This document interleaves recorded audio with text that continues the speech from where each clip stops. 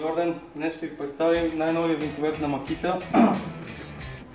Най-мощният в своя клас, 115 Нм. Доставя се в куфър, окомплектован е с две батерии 18 волта 3 А.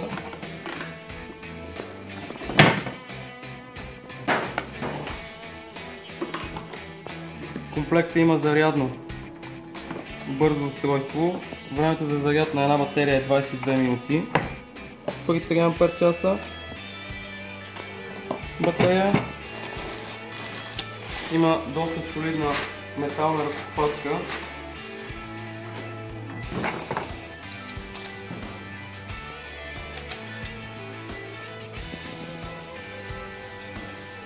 Двускоростен редуктор,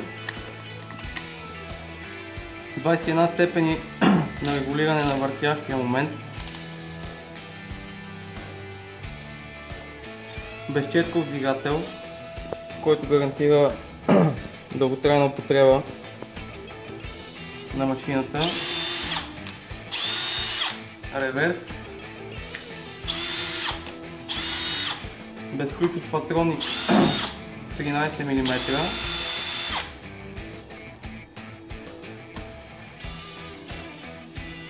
държач за битове, дисплей, който показва заряда на батерията, светлина в работната част,